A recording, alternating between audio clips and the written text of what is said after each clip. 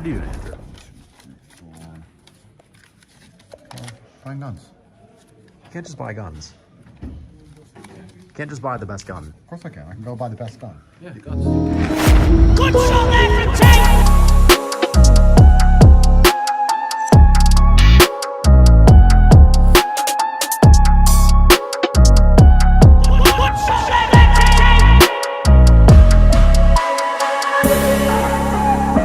Take confidential back.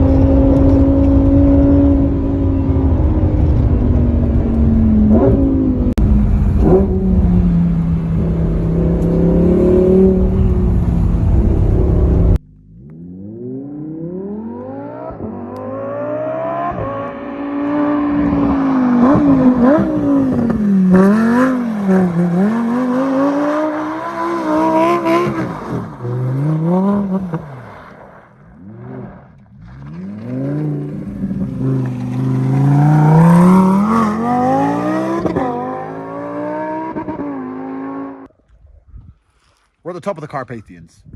We drove to the top of the Carpathians. 4 hours we've been racing through the mountains in our supercars, and now we're here. I don't think there's any vaccine mandates up here. Doubt it. Doubt it. This person doesn't care. He doesn't care. Nobody cares. Cities are ass, because cities is where they're going to start. Cities is where they really begin with the clamping down. This vaccine mandate they're implicating on the military and the police, you know why they're doing that? They're not doing that for the health of the military. They send our soldiers to die. They don't care about the health. They're not scared of a soldier getting COVID because soldiers get shot. They just want everyone to take the vaccine because the people who say no and stand up and resist tyranny are the kind of soldiers they're not going to need for the future. They need the people who agreed to have the injection, so when they tell you to go out there and kick the fuck out of everyone who hasn't had the injection, they comply. They're creating the slave mines for the future tyranny. And who's going to get destroyed? Who's going to feel the authoritarianism the hardest? People who live in cities. You have to live in a city, right? To network, to meet important people, to make money. Unless, imagine there was an online city, an online community, and every single member of the city was a valuable asset. Every single person was a good citizen, which worked hard towards prosperity for the city as a whole, and all of its inhabitants. And imagine you could just make money from the sky and then buy Lamborghinis and drive to the top of the Carpathians and fucking chill in some hotel for 20 bucks a night. Make a phone call to your PA and say, send me 3 bitches up from Bucharest. Make them get 6-hour car rides in a taxi to come up here and get slammed in a $20 a night hotel. What beautiful online cities are the future. Because living in a city, if you still live there and you have to live there to make money, your life's about to get really shit.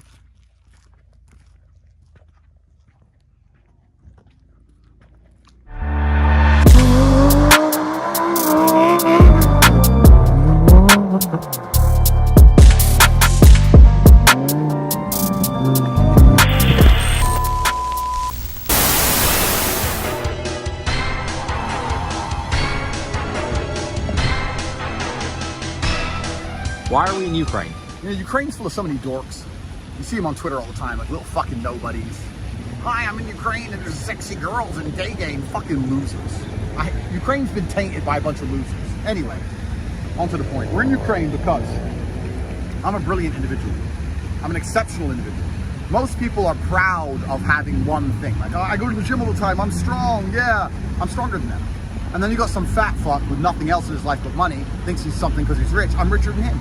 You got dorks who sit there and have nothing good about their lives, but they're on the computer like, oh, but I'm smart. I'm smarter than that guy. I'm better than everybody at everything. I am the day one. I have it all mixed up into one. And the reason I've started to get so many followers and people are joining the War Room organization, so much money's being generated, is because I broadcast my brilliance. You understand? It's a dark, stormy world. Dark, gray, raining world of normality.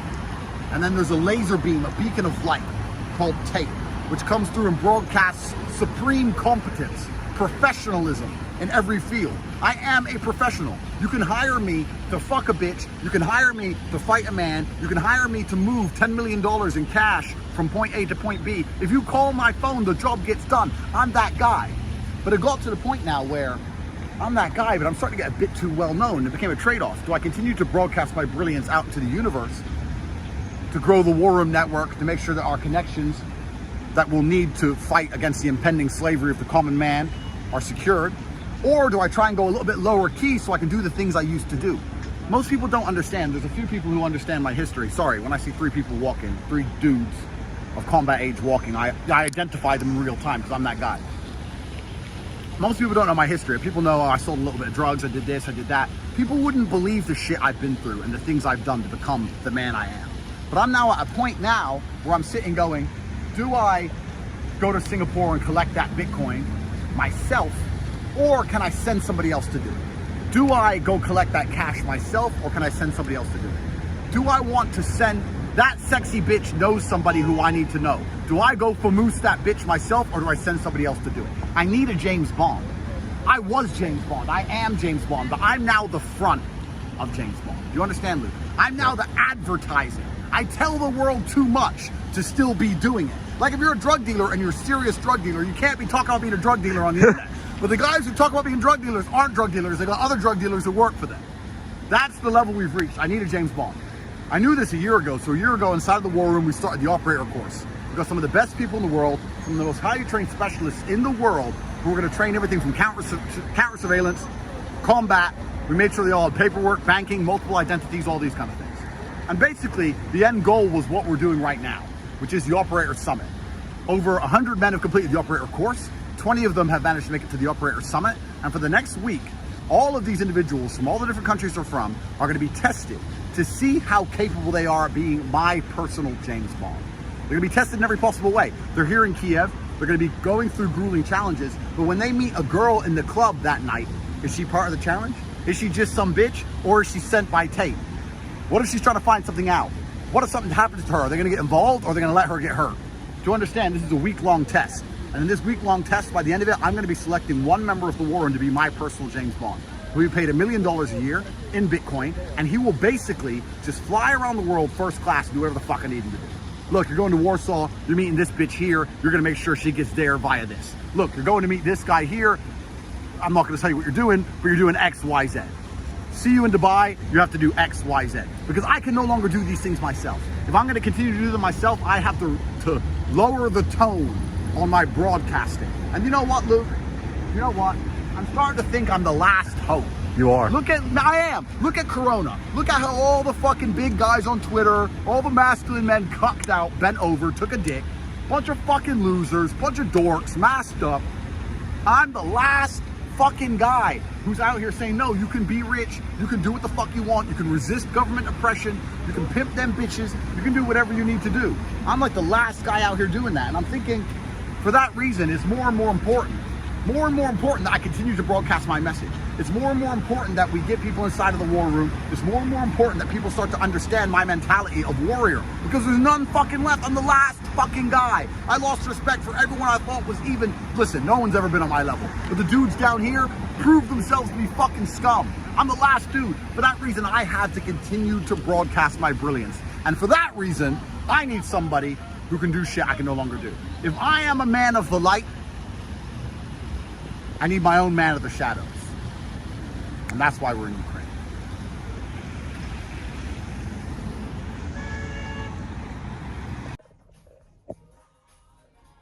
What is that? You said you were ordering room service. Room service.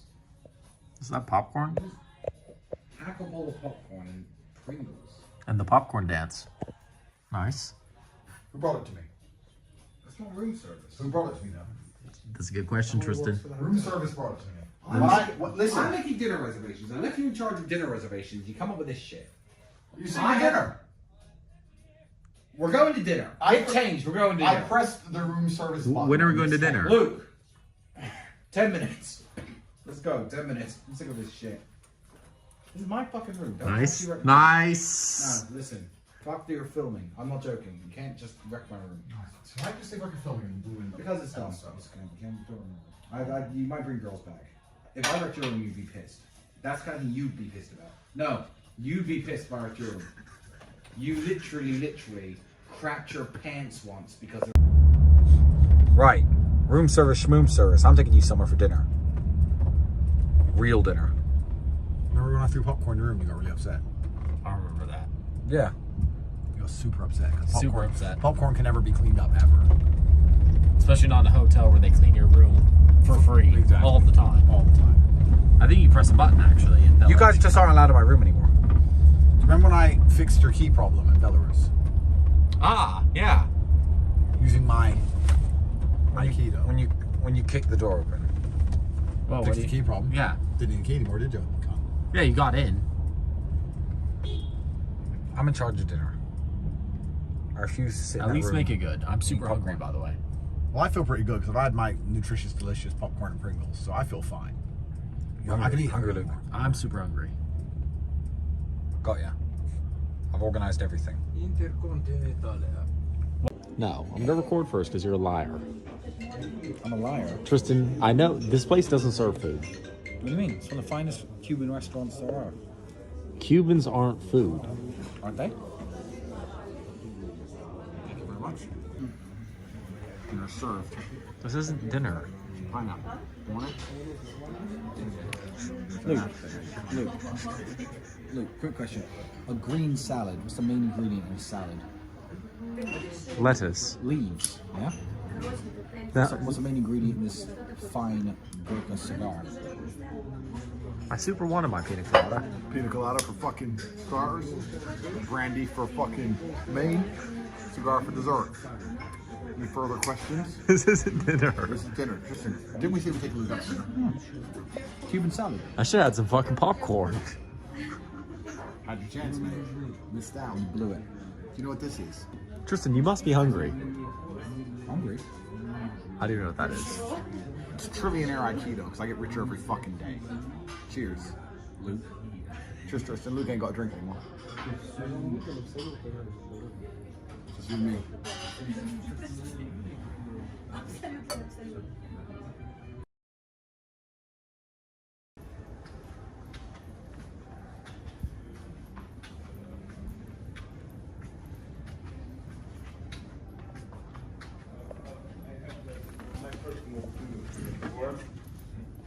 Not everything you will see on the video, unfortunately. I couldn't find this moment, but I giving my Mr. Resilience to this guy, to Jan, because while guys were like jumping him,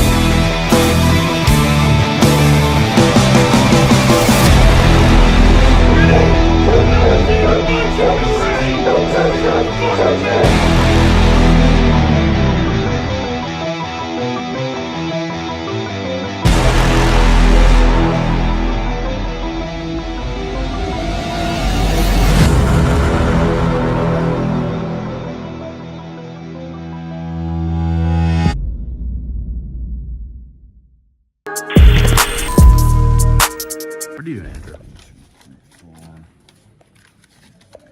Buying guns. You can't just buy guns. You can't just buy the best gun. Of course I can. I can go buy the best gun. Yeah, the guns. The alien. Yeah, 3, 4, 12. I'm buying the best gun, and I'm getting diamonds Tate written on it. Yeah. You can shoot Luke. Beat him up. 14,000. Grivna, and I'll put the rest on the card.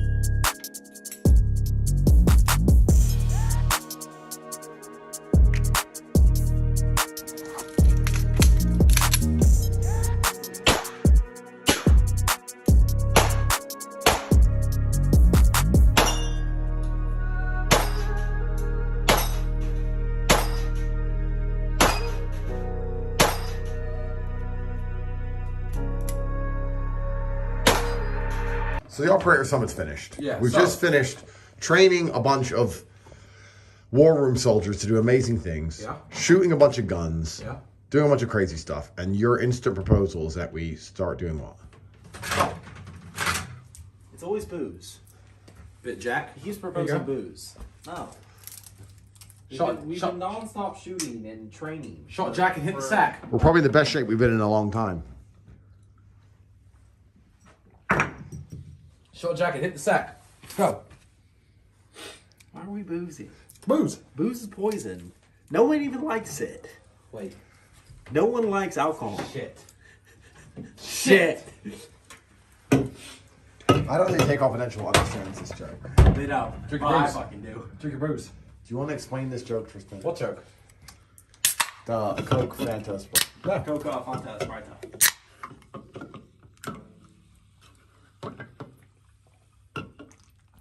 None of this makes any sense to the viewers. This is a joke we had 15 years. It doesn't make sense unless you explain it. So you admit I got you. You admit that you didn't know did this get could be me. done. But why do you do this to my minibar? Drink Listen, Jack. this is bullshit. You're Drink gonna drink your your booze or not, Luke. Shot Jack and hit the sack. Hey T, we're in fantastic shape, and it's been about 3 weeks since any of us have drunk, and we've just done a bunch of training. Yeah. What do you think we go to the best club in Kiev and spend $20,000? On booze, yeah. That's a good idea. Yeah, let's get fucking wrecked. Luke, let's go.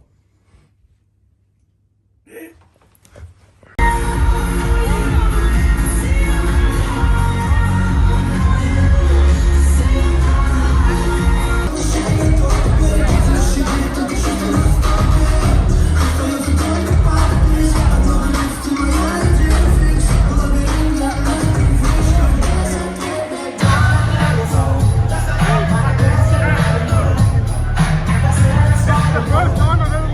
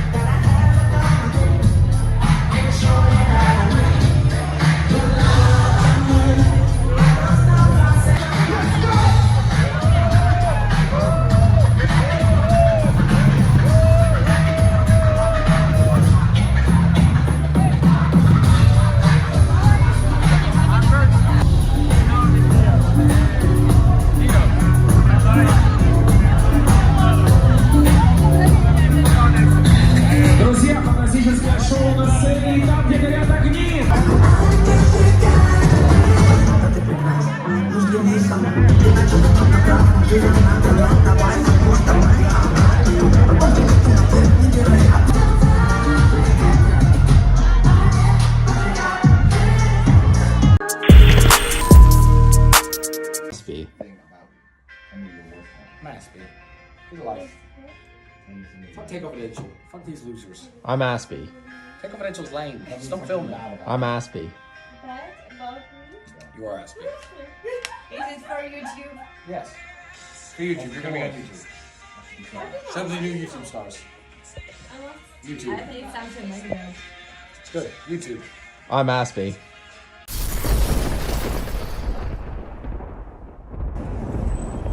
What do you think? We have a few shots of Dave. Oh, well, who's Dave? After the boys relentlessly warning me about the threats of the Eastern European Mafia, it seemed only natural that they decided to drink in a bar named Mafia. You mean who's Dave? Dave.